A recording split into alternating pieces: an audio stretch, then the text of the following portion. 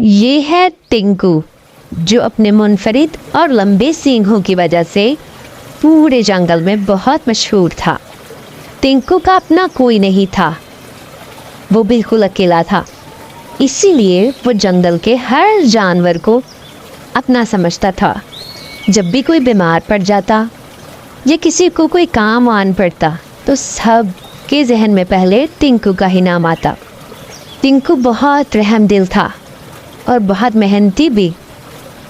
टिंकू ने अपने इलाके को बहुत अच्छे से सजाया था।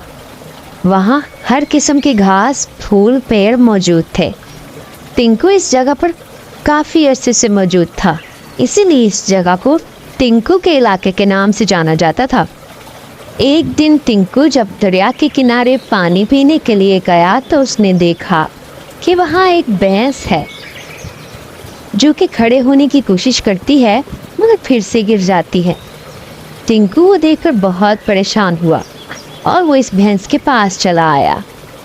जब टिंकू उस भैंस के पास आया तो भैंस ने टिंकू को बताया कि मेरा नाम रानी है और मैं बहुत दूर से चल कर आई हूँ, इसलिए बहुत थक गई हूँ और प्यास भी बहुत लगी है। मैं पानी पीना चाहती हूँ पर पी नहीं पा रही। टिंकू ने जब ये सुना तो उसने भैंस को पानी पिला दिया और उसे अपने इलाके में आने की दावत दी। भैंस ने वहाँ से पेट भर कर चारा खाया और टिंकू का शुक्रिया अदा करते हुए चली गई। चंद दिनों के बाद टिंकू की तबीयत ख़राब रहने लगी। उसे बहुत तेज़ बुखार था जो कि कम होने का नाम ही नहीं ले रहा था। टिंकू बहुत बीमार पड़ गया, लेकिन जंगल का कोई भी जानवर टिंकू को देखने नहीं आया। टिंकू ये देखकर बहुत हैरान था कि वो तो हमेशा हर किसी की मुश्किल और परेशानी में उसके साथ खड़ा होता है, लेकिन जब वो बीमार पड़ा तो कोई भी उसके साथ नहीं, कोई भी उसका पता करने नहीं आया।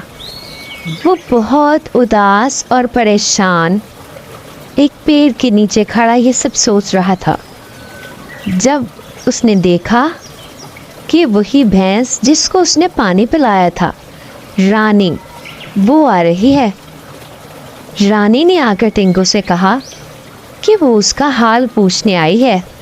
टिंकू ये देखकर बहुत खुश हुआ कि चलो किसी को तो उसका ख्याल आया, कोई तो उसका पूछने आया उसके पास। रानी टिंकू का हाल पूछने के बाद वापस गई और जाकर अपनी दोस्त चंपा और चंबेली से कहने लगी, यहाँ तो घास का नामो निशान नहीं है। मैं तुम्हें एक ऐसी जगह बताती हूँ जहाँ घास बहुत प्यारी है और वहाँ खाने के लिए बहुत कुछ है।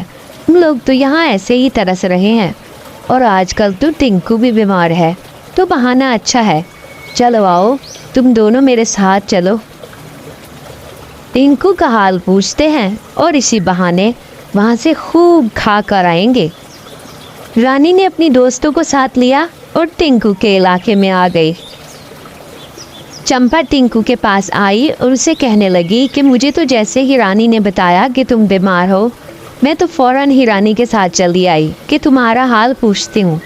टिंकू ये सुनकर बहुत खुश हुआ। फिर चंबेली ने भी उससे यही सब कहा कि वो भी उसका हाल पूछने आई है। जब उससे रानी से पता चला कि टिंकू बीमार है तो उससे रहा नहीं गया, लेकिन ऐसा हरगिज़ नहीं था जैसे टिंकू सोच रहा था। टिंकू को लगता था कि वाकई ये तीनों उसका हाल पूछने ही आई हैं, मगर वो तीनों तो अपने पेट की लालच के लिए आई थी। उन्होंने टिंकू से सरसरी सी बात की और खुद खाने में मसरूफ़ हो गई। टिंकू की तबीयत तो सुधरने पे नहीं आ रही थी, लेकिन चंपा, चंबेली और रानी, इन तीनों की खूब मौज हो गई थी। वो तीनों रोज़ आती, टिंकू से सरसरी सा हाल पूछती और ख़ुद घास खाने में लग जाती। इस तरह बहुत जल्द उन्होंने टिंकू का सारा इलाका खाली कर दिया और वो गुलशन जो उसने इतने प्यार और इतने मान से सजाया था, सब वीरान कर दिया। फिर चंद दिन के बाद टिंकू का दोस्त बल्लू वहाँ पर आया। बल्लू ये सब देखकर बहुत हैरान हुआ कि टिंकू का इतना खूबसूरत इलाका, जो कि अपनी खूबसूरती की वजह से मशहूर था, वो आज वीरान कैसे हो गया। जब बल्लू ने टिंकू को देखा तो वो और भी परेशान हो गया। टिंकू पहले की निस्बत बहुत कमज़ोर हो चुका था। बल्लू ने उससे कहा कि वो हिम्मत करे अगर वो ठीक हो जाएगा तो वो फिर सब कुछ ठीक कर लेगा। फिर बल्लू ने उसे चंद जड़ी बूटियाँ खिलाई, जिसकी वजह से उसका बुखार उतर गया और वो काफ़ी हद तक ठीक भी हो गया। फिर उसने बल्लू को सारा किस्सा सुनाया और टिंकू ने कहा कि मुझे तो आज अपने बड़ों की ये बात याद आ रही है कि जिससे नेकी करो उसके शर से बचो। मैंने तो रानी पर नेकी की थी, वो बहुत प्यासी थी, मैं ना जाता तो वो शायद मर जाती, लेकिन मैंने उसको पानी पिलाया, उसकी मदद की।